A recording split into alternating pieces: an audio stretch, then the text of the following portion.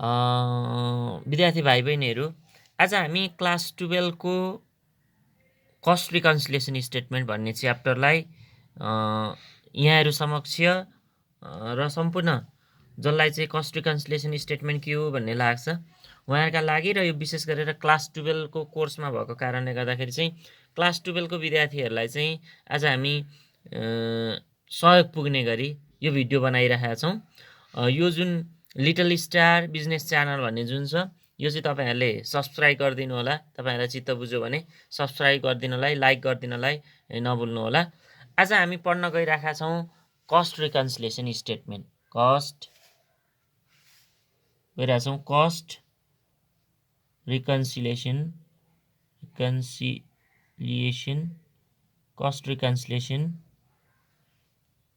Statement.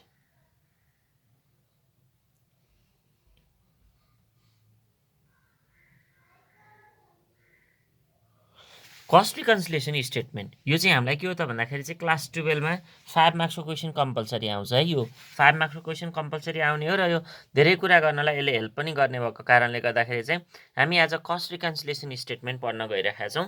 यो चाहिँ के हो त कम्पलसरी क्वेशन पनि हो। क्लास 12 को बोर्ड एक्जामिनेसनको एउटा कम्पलसरी क्वेशन पनि हो र यो हामी जहिले पनि 5 मार्क्समा यसले चाहिँ 5 मार्क्स क्यारी गरेको हुन्छ। फेरि पनि एकचोटि भन्दैछु यो हामी चाहिँ क्लास 12 को विद्यार्थीहरूलाई सजिलो होस् भनेर फाइदा पुगोस् एक्जामिनेसन आउने बेलामा चाहिँ हेर्नलाई सजिलो होस् भनेर यो भिडियो प्रिपेयर गर्दैछौँ। यदि तपाईहरुलाई चित्त बुझ्यो भने चाहिँ लाइक र सब्स्क्राइब गर्न नबिर्सिनु होला। कस्ट रिकन्सिलिएसन स्टेटमेन्ट अब यसमा के हुन्छ त भन्दाखेरि चाहिँ दुईटा एकाउन्ट पर्छ। कस्ट रिकन्सिलिएसन स्टेटमेन्टमा हामी विशेष गरेर दुईटा एकाउन्ट, एउटा कस्ट एकाउन्ट र अर्को फाइनान्शियल एकाउन्ट, अर्को छ फाइनान्शियल एकाउन्ट। हामी के गर्छौँ त भन्दाखेरि चाहिँ एउटा कस्ट एकाउन्ट र अर्को फाइनान्शियल एकाउन्टलाई हेर्छौँ। कस्ट रिकन्सिलिएसन स्टेटमेन्ट भन्ने बित्तिकै हामीले झट्ट हेर्दाखेरि के पनि बुझ्न सकिँदो रहेछ भन्दाखेरि चाहिँ कस्ट रिकन्सिलिएसन स्टेटमेन्टले चाहिँ फाइनान्शियल एकाउन्टको र कस्ट एकाउन्टको चाहिँ के हो त भन्दाखेरि चाहिँ प्रफिट एन्ड लसमा चाहिँ के असर गर्छ भन्ने कुरा चाहिँ यसले हेर्नलाई सहयोग गर्छ र कस्ट एकाउन्ट र फाइनान्शियल एकाउन्टको प्रफिटलाई जिरो बनाउन अथवा बराबरी बनाउने काम पनि के गर्छ त भन्दाखेरि कस्ट एकाउन्ट र फाइनान्शियल एकाउन्टले गर्छ। भनेको कस्टलाई बराबर बनाएर चाहिँ के हो त भन्दाखेरि प्रफिट कम्पेयर गर्ने काम चाहिँ केले गर्छ कस्ट रिकन्सिलिएसन स्टेटमेन्टले गर्छ। अब अघिदेखि हामीले भनिहाल्यौँ यहाँ दुईटा कस्ट एकाउन्ट र फाइनान्शियल एकाउन्ट आउँछ। कस्ट एकाउन्ट के हो र फाइनान्शियल एकाउन्ट के हो? कस्ट एकाउन्ट भनेको के हो त भन्दाखेरि कस्टसँग रिलेटेड एकाउन्टिङहरू।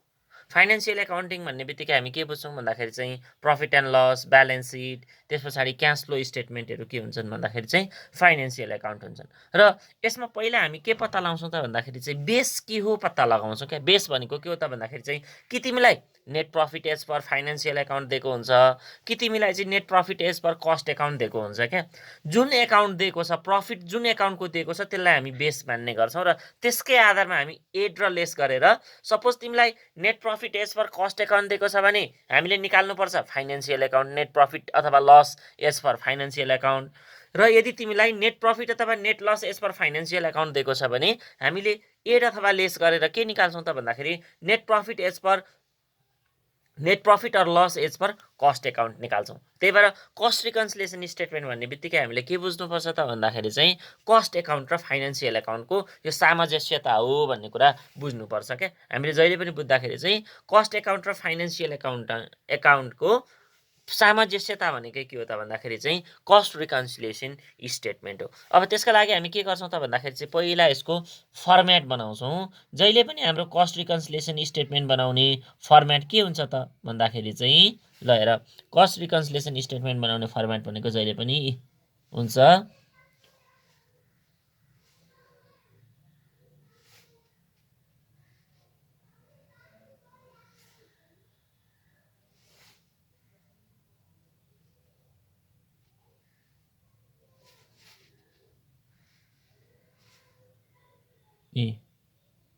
के हुन्छ त भन्दाखेरि चाहिँ पार्टिकुलर्स हुन्छ, एमाउन्ट हुन्छ।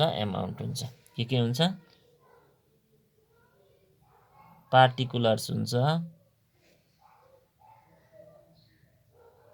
एमाउन्ट हुन्छ र अर्को पनि के हुन्छ? एमाउन्ट हुन्छ हो। अब हाम्रो यहाँ के हुन्छ त भन्दाखेरि चाहिँ क्वेसन अनुसार चाहिँ के हुन्छ, कहिलेकाहीँ क्वेसनले हामीलाई के दिएको हुन्छ भन्दाखेरि चाहिँ क्वेसनमा हामीलाई के दिएको हुन्छ भन्दाखेरि चाहिँ क्वेसन यहाँ बुझौँ। जस्तो क्वेसनमा हामीलाई कहिलेकाहीँ दिन सक्छ, जस्तो हामीले एउटा क्वेसन गरिरहेछौँ, जस्तो यहाँ के भनेको छ भन्दाखेरि चाहिँ क्वेसन एकदमै सजिलो छ। ल हेर, क्वेसनले भनेको छ the profit disclose by cost account is 1,20,000 भन्नुको मतलब, ल यहाँ क्वेसनले दिएको छ है, हेर है क्वेसनले के भनेको छ भने the profit disclose by cost account is rupees 1,20,000 on comparing the cost and financial account following differences were found भनेको कस्ट एकाउन्ट र फाइनेन्सियल एकाउन्ट कम्पेयर गर्दाखेरि तलका डिफरेन्सहरू के भयो अरे त फाउन्ड आउट भयो अरे। जस्तो वर्क ओभरहेड के भएछ भन्दाखेरि रिकभर इन कस्ट एकाउन्टमा चाहिँ वर्क ओभरहेड 20,000 भएछ र फाइनेन्सियल एकाउन्टमा चाहिँ 37,000 भएछ। हेर है वर्क ओभरहेड। अर्को debenture interest charge in financial account भनेको डिभेन्चर इन्ट्रेस्ट चाहिँ फाइनेन्सियल एकाउन्टमा 1,500 चार्ज भएछ।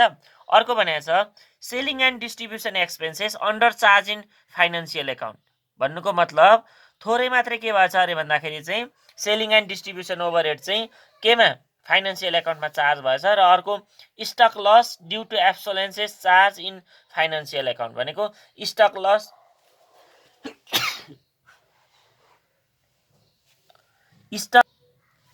त्यस पछाडि हामीले के गरेका छौँ भन्दाखेरि stock loss due to obsolescence charge in financial account भनेर भनेको छ क्वेसनले नि। र हामीलाई रिक्वायरमेन्ट दिएको छ net profit to shown by financial account by preparing reconciliation statement. यो चाहिँ हामी के गर्दैछौँ त भन्दाखेरि चाहिँ अस्मित हामीले यो जुन सम्झना पब्लिकेसनको प्र्याक्टिकल प्रब्लम्स क्वेसन नम्बर 1 गरिरहेछौँ क्या। सम्झना पब्लिकेसनको प्र्याक्टिकल प्रब्लम क्वेसन नम्बर 1 गरिरहेछौँ है।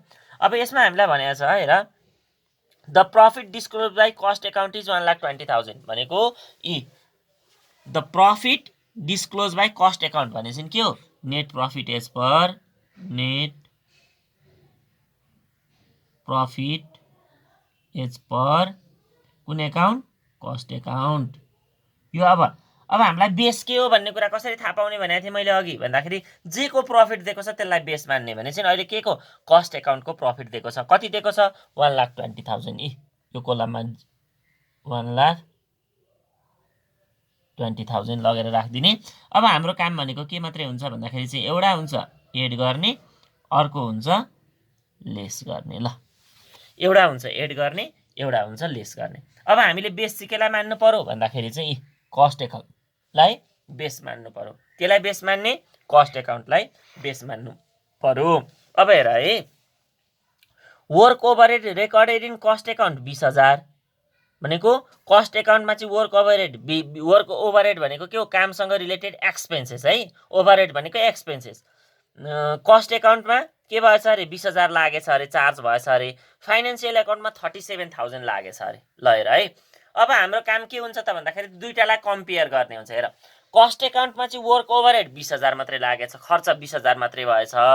फाइनेन्सियल एकाउन्टमा चाहिँ 37,000 भएछ भने चाहिँ कतिको डिफरेन्स आयो भन्दाखेरि 37,000 माइनस 20,000 गर्दाखेरि 17,000 को डिफरेन्स आयो। 17,000 को डिफरेन्स आयो। त्यो चाहिँ के हो त भन्दाखेरि चाहिँ 17,000 चाहिँ अब केमा लेख्ने त भन्दाखेरि चाहिँ कस्ट एकाउन्टमा खर्च कम हुनु भनेको कस्ट एकाउन्ट बढी हुनु, फाइनेन्सियल एकाउन्ट कम हुनु किनभने फाइनेन्सियल एकाउन्टमा बढी खर्च भएको छ भने चाहिँ अब हाम्रो बेस कस्ट एकाउन्ट छ, कस्ट एकाउन्ट बढी छ। अब त्यसको मतलब के हो त फाइनेन्सियल एकाउन्ट कम भयो किनभने खर्च बढी चढ्यो। त्यही भएर अब कस्ट एकाउन्टलाई फाइनेन्सियल एकाउन्ट जति नै बनाउन के गर्ने भन्दाखेरि लेस गर्ने। अनि न धेरैलाई थोरै बनाउनु पर्यो भने त लेस गर्नुपर्छ, अनि न बराबरी हुन्छ। त्यही भएर कस्ट एकाउन्टलाई अब फाइनेन्सियल एकाउन्ट जति नै बनाउन के गर्ने भन्दाखेरि चाहिँ के गर्ने भन्दाखेरि चाहिँ लेस गर्ने। अब यसमा के भन्न सकिन्छ भन्दाखेरि चाहिँ वर्क्स ओभरहेड ओएच भनेको ओभरहेड हैन के हो त भन्दाखेरि चाहिँ under charge in cost account कतिले अन्डर चार्ज भयो अरे भन्दाखेरि चाहिँ 17,000 ले। किनभने 37,000 मा 20,000 घटाउँदाखेरि 17,000 आउँछ। अब हेर है debenture interest charge in financial account. Debenture भनेको एक प्रकारको लोन। फाइनेन्सियल एकाउन्टमा चाहिँ लोन ले बापत के गरियो अरे भन्दाखेरि चाहिँ फाइनेन्सियल एकाउन्टमा लोन लिए बापत चाहिँ के गरिएछ भन्दाखेरि चाहिँ इन्ट्रेस्ट चार्ज गरिएछ। भन्नुको मतलब फाइनेन्सियल एकाउन्टमा इन्ट्रेस्ट चार्ज गर्नु, फाइनेन्सियल एकाउन्टले इन्ट्रेस्ट पे गर्नु भनेको फाइनेन्सियल एकाउन्ट के आउनु हो?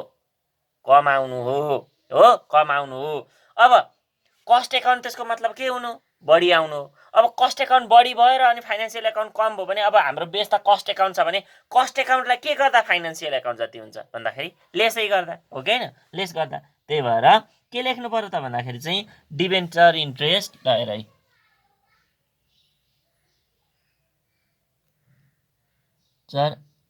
Interest charge in financial account कति पैसा छ दिएको भन्दाखेरि क्वेसनले दिएको छ 1500 1500। अब जानु पर्यो केमा त भन्दाखेरि चाहिँ अर्को क्वेसन छ selling and distribution expenses under charge in financial account भनेको सेलिङ र डिस्ट्रिब्युसन एक्सपेन्सेस चाहिँ के हो त भन्दाखेरि थोरै मात्रै फाइनेन्सियल एकाउन्टमा चार्ज गरेछ हो। चार्ज इन फाइनेन्सियल एकाउन्टमा चार्ज गरेछ भने अब सेलिङ एन्ड डिस्ट्रिब्युसन ओभरहेड चाहिँ जुन 3200 छ त्यो चाहिँ के गर्यो अरे भन्दाखेरि चाहिँ फाइनेन्सियल एकाउन्टकोमा थोरै मात्रै चार्ज गरौँ भन्नुको मतलब केमा? कस्ट एकाउन्टमा बढी चार्ज गरौँ हो कि हैन? कस्ट एकाउन्टमा बढी चार्ज गरौँ। त्यही भएर कस्ट एकाउन्टमा बढी चार्ज गर्नु भनेको के? कस्ट एकाउन्ट घट्नु, फाइनेन्सियल एकाउन्ट बढ्नु।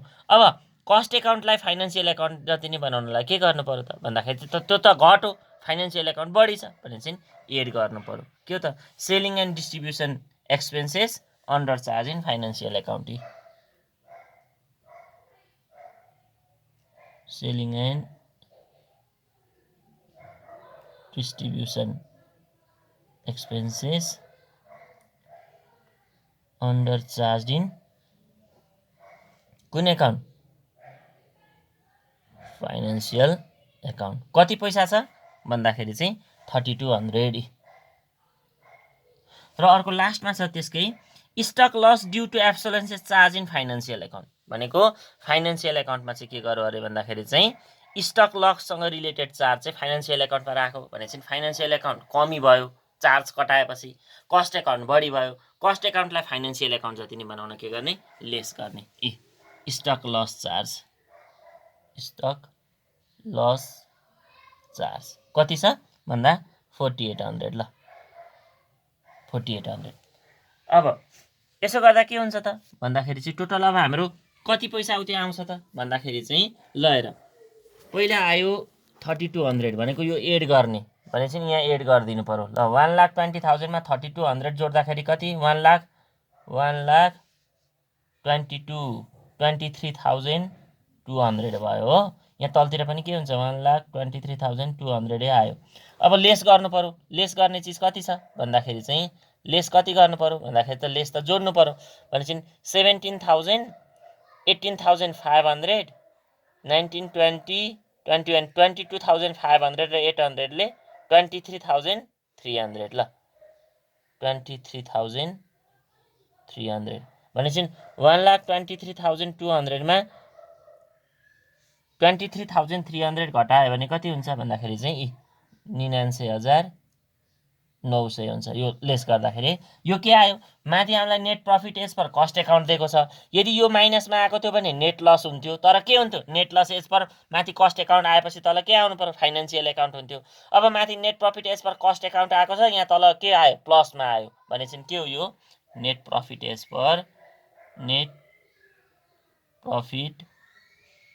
पर एफए भनेको के हो त भन्दाखेरि चाहिँ फाइनेन्सियल एकाउन्ट है।